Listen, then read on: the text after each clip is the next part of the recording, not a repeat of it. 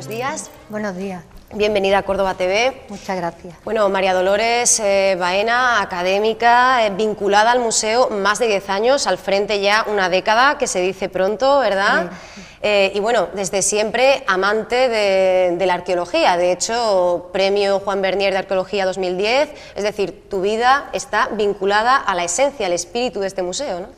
Pues sí, desde época muy temprana, prácticamente desde antes de terminar mi estudio en la Facultad de Filosofía y Letras aquí en Córdoba, ya hacía prácticas de arqueología y bueno, y he estado excavando muchísimo en Córdoba, con lo cual mi trayectoria está siempre ligada a la arqueología y luego al museo.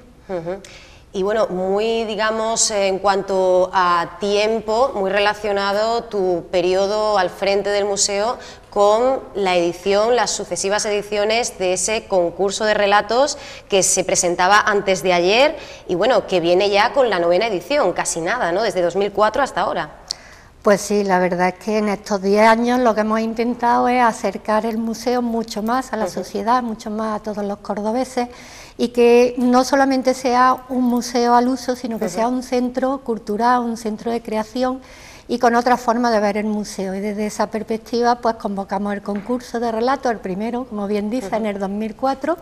y bueno, pues ya llevamos 9 ediciones. La presentación, decíamos, se producía el lunes a cargo del delegado de Cultura, Ramón López. Hablamos de un concurso, de un certamen que atrae a muchísimas personas y no solo españolas, incluso nos encontramos a escritores asiáticos, ¿no?, que quieren participar en este encuentro. Sí, a lo largo de estos, bueno, de 8 años que llevamos ya con el certamen, pues todos los años solemos recibir del orden de 100, 110 relatos y sí, se da la circunstancia que no solamente vienen de, bueno, pues de Andalucía, de Córdoba o de la península ibérica, sino que tenemos de otros muchos países. Se está produciendo un incremento de relatos que vienen de Hispanoamérica, muchos fundamentalmente de Argentina, de Chile, de Uruguay también. Y bueno, con la referencia que hacían los países asiáticos hemos tenido la circunstancia que hemos recibido relatos que venían desde Vietnam, con lo cual, bueno, también desde otras partes de Europa, ¿no?, de Italia, etcétera. Normalmente, bueno, pues suelen ser españoles o hispanohablantes, porque suele, el relato se tiene que escribir en castellano, lógicamente, y bueno, pues son hispanohablantes, como digo, o españoles que viven en otros lugares del mundo. ¿Y cuál es el perfil, María Dolores? Porque nos encontramos entre los premiados, pues digamos, autores más desconocidos, pero también auténticas figuras, ¿no?, de la narrativa contemporánea. Bueno, en la participación suele haber muchos autores que, bueno, que escriben continuamente y que están dedicados al mundo del relato breve, como es este caso, y que han participado en otros certámenes. Y luego ya en el caso del jurado, de la participación en el jurado, que hemos tenido la suerte de contar con grandes figuras del panorama literario español, porque además son gente que le gusta mucho la idea, que siempre que hemos ido y le hemos explicado, mira, hacemos este certamen, nos gustaría que participara en el jurado, pues siempre lo han acogido muy bien. Y entonces hemos tenido nombres como Rosa Regá, Almudena Grandes, Ana Rossetti, Eduardo Mendicuti, Espido Freire, hemos tenido a Andrés Neumann. Este año tenemos a Lorenzo Silva, que es el escritor, y luego también han participado en el jurado, cosa que le agradecemos mucho, a escritores de Córdoba, grandes poetas también, que luego han tenido muchos premios: Joaquín Pérez Azaustre, Vicente Mora, Pablo García Casado, Elena Medel, que son además colaboradores fijos, digamos, del museo para muchas actividades que hacemos literarias. Es decir, que se perfila como un encuentro no solo muy apetecible, ¿verdad?, porque eso sí, hay una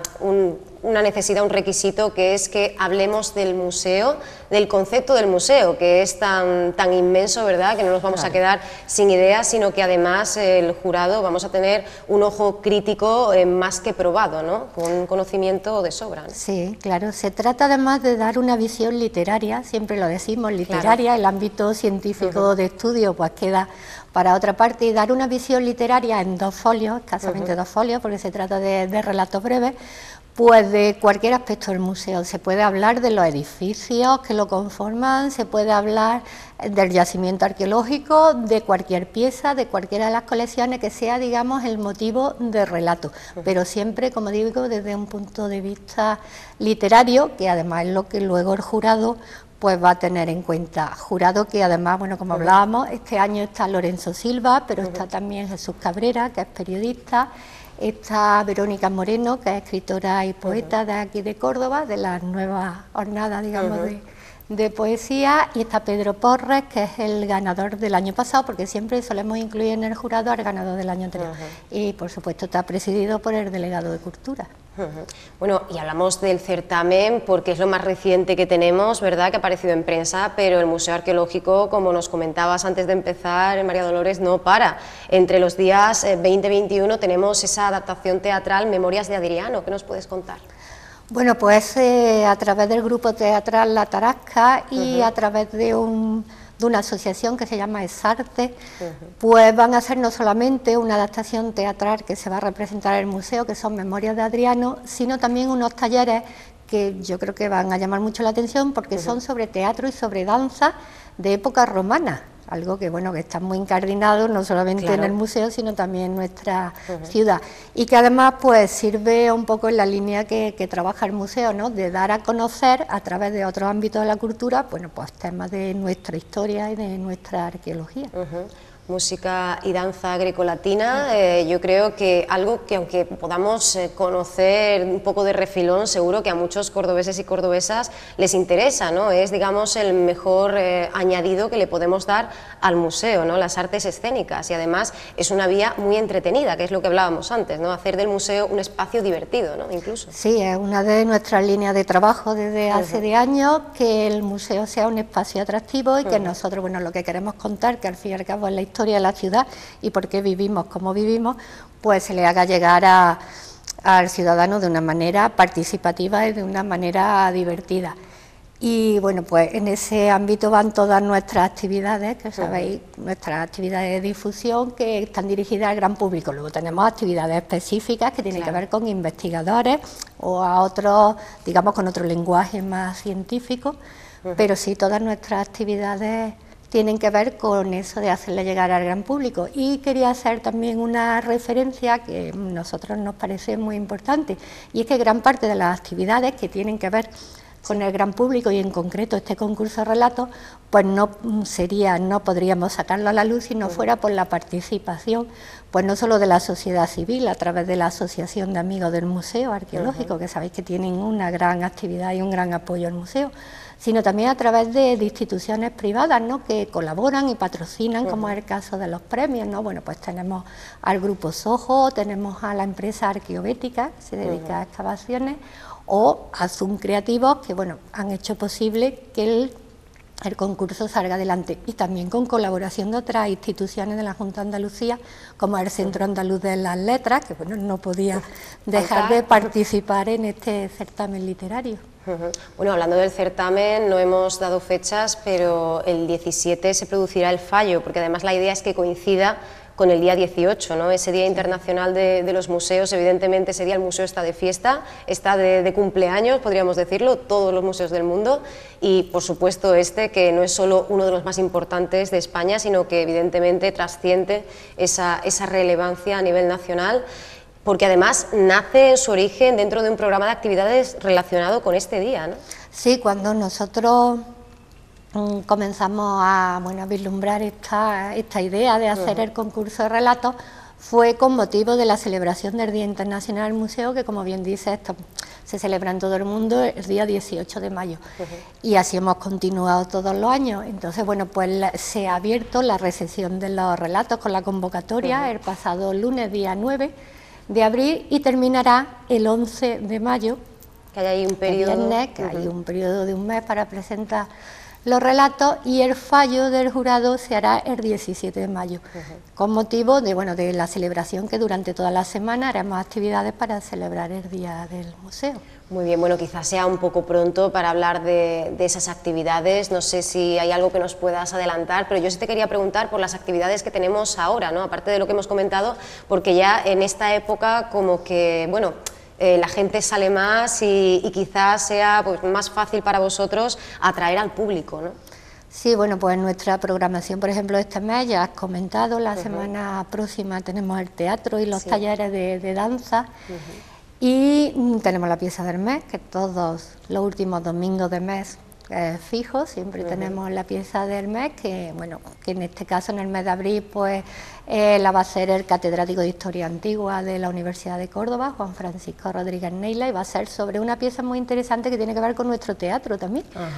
porque habla de un mecenas, es una inscripción que habla de un mecenas cordobés que pone dinero para esos espectáculos de la Córdoba romana. Como veis, todo el mes de abril va a estar dedicado a la arte escénica de ese periodo además. Y luego estamos trabajando en la programación del Día Internacional del Museo, y por ahora, bueno, pues tendremos música y tendremos alguna sorpresa también que tendrá que ver, bueno, pues también con la arte escénica. Muy bien, pues esperaremos, en fin, con muchísima ansiedad, con muchísimas ganas, y todo esto de forma paralela a esa visita guiada que tenéis de forma permanente. Para el que esté un poco despistado, esa división en 3 bloques temáticos, ¿verdad? Cómo nos vais a ir de alguna manera llevando de la mano por todo el museo, hasta precisamente hacemos un viaje un poco inverso, ¿no? Empezamos arriba y terminamos en esa planta baja, en ese sótano, en ese yacimiento maravilloso, ¿no? Ese teatro romano del siglo I. Sí, tenemos la visita guiada con la inestimable ayuda que tenemos de un grupo de voluntarios,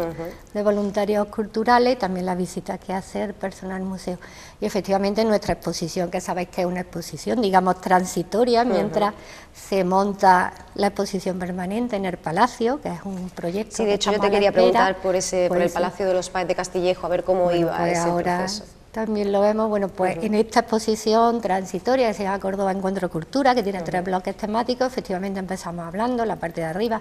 de la ocupación del territorio de Córdoba, y luego hablamos de vivir en Córdoba, en la parte de abajo, que son un poco lo que más nos llega sí, porque a todos, es la vida privada, ¿no? El ocio, lo cotidiano. Las creencias, el ocio normalmente no se suele ver mucho en los museos, y eso lo enlazamos con el yacimiento, que es uno de los grandes bienes que tiene el museo, yo creo que tiene Córdoba, que son los restos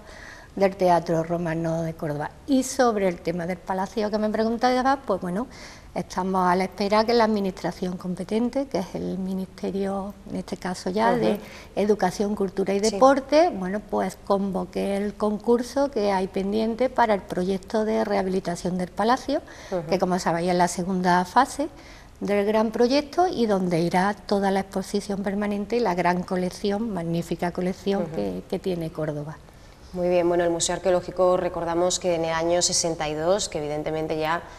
históricamente son 2 días, ¿no? Pero bueno, ya se nos queda un poquito más lejano, pues recibe ese declarado monumento histórico-artístico, recibe esa distinción, y lo cierto es que en los últimos años vemos que se incrementa, igual que decíamos de la participación en el concurso, se incrementa muchísimo la actividad y la visita, y eso tiene que ser evidentemente gracias al trabajo y la gestión que estáis haciendo. Y de todas formas, yo me sigo preguntando si el cordobés, no tanto el turista, sino el cordobés propiamente dicho, sabe realmente lo que tiene en el Museo Arqueológico y lo utiliza, porque evidentemente no sabréis cuántos son cordobeses y cuántos no, pero más o menos es más habitual el turista extranjero.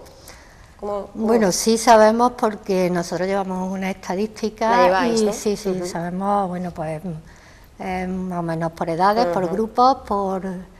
por sexo y también por procedencia. Entonces, en estos últimos 10 años, y como tú bien dices, en paralelo con el incremento de las actividades y con diversificar esta actividad, porque nosotros entendemos que no hay un solo público, sino que hay muchos públicos, que cada uno puede tener un interés determinado, pues se han incrementado las visitas, pero nosotros detectamos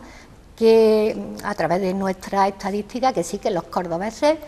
al menos está fidelizada la visita. Hay gente que repite y va a distintas actividades, porque hay distintas maneras de enfocar el museo. Y eso es una cosa que a nosotros nos interesa mucho. Y evidentemente también tenemos visitantes de fuera de la comunidad autónoma, de fuera de Córdoba. No tenemos los grandes grupos, digamos, que visitan la mezquita, son visitantes de otro tipo, con un interés mucho más, digamos, desde el punto de vista del turismo cultural, pero lo importante, lo que a nosotros nos llena de satisfacción es que los cordobeses cada vez más conocen su museo, porque este museo es de todos, claro, y cada vez más vienen a distintas actividades, que es lo que pretendemos, no que se diga yo una vez fui al museo, sino que pueden venir a conocer aspectos muy diferentes. Es un espacio de encuentro casi, podríamos decir, y no una visita puntual, porque desde luego asociar museo con algo, digamos, estático no tiene nada que ver, porque tenéis un departamento de investigación que de hecho está constantemente trabajando para introducir nuevas piezas, nuevos enseres. Bueno, también estaba en proceso, la última vez que hablamos, ¿verdad?, esa biblioteca de catalogación, no sé en qué punto se encuentra ya, si está funcionando. Es verdad que el trabajo del museo es continuo, que existen varias áreas de trabajo. Sin el ingreso continuo de piezas, sin su investigación, sin su estudio, pues no sería posible que ofreciéramos tampoco las actividades, porque cualquier actividad, cualquier guión de lo que hacemos tiene una base de estudio y una base científica muy fuerte. Y uno de los aspectos importantes, desde luego, es la biblioteca, que hablamos hace unos meses, y que, bueno, una biblioteca de muchísima entidad. Tenemos un archivo histórico importantísimo, porque, como bien decía antes, somos una institución centenaria, se crea en 1867, con lo cual, bueno, tenemos desde entonces tenemos material, y bueno, ya esperamos que en próximas fechas pueda estar. Es una biblioteca especializada, desde luego, tiene que entender el público que no es como una biblioteca pública al uso, sino que es especializada, pero bueno, que hay carnets concretos para poder acceder cuando acabemos toda la catalogación. Y además realiza el Museo Arqueológico una labor especialmente importante en una ciudad como Córdoba. Hace muy poco, en una revista cultural, aparecía un artículo de opinión que además ha generado bastante polémica, en el cual, pues bueno, se comentaba que Córdoba dispone en potencia de un patrimonio mayor que cualquier ciudad europea, y el que casi a la altura podría estar pues alguna ciudad africana o de Oriente Medio, y que sin embargo pues ha tenido que sufrir verdaderas atrocidades, ¿no?, en base a, bueno, al avance de la ciudad, ¿no? Y eso de alguna forma pues ha creado muchísima polémica, muchísima controversia, porque según decía este historiador, pues bueno, ahí se ha perdido el que Córdoba pudiera disponer pues de un acervo todavía más inmenso, y sin embargo el museo pues no deja de intentar rescatar, ¿no?, lo que pueda quedar después de siglos en los que no se ha tenido en cuenta esto, ¿no? Sí, evidentemente el museo, como a nosotros nos gusta llamarlo, es el depósito de la memoria, ¿no?, de la memoria de esta ciudad, de la memoria material a través de los restos arqueológicos, y evidentemente Córdoba tiene unos valores patrimoniales indudables, bueno, pues a nivel de grandes ciudades del mundo. Tengamos en cuenta que tenemos uno de los cascos históricos más extensos del mundo, ¿no? Creo que el primero es Bolonia en Italia, y por extensión después va a Córdoba. Y bueno, pero es una ciudad en la que vivimos, que la seguimos viviendo, y eso evidentemente pues tiene, digamos, su inconveniente. Su inconveniente en el hecho de que a lo largo de mucho tiempo se ha dado esa discusión o esa controversia, que yo creo que es falsa, del progreso frente a la historia o frente al patrimonio. Integrar. Efectivamente, ya llevamos mucho tiempo trabajando y viendo que en el patrimonio se avanza, y el patrimonio también es progreso, y en las nuevas formas de ponerlo en valor, en las nuevas formas de ofrecérselo al público, incluso un yacimiento, como se dice, de empleo, ¿no?, y de creación de industrias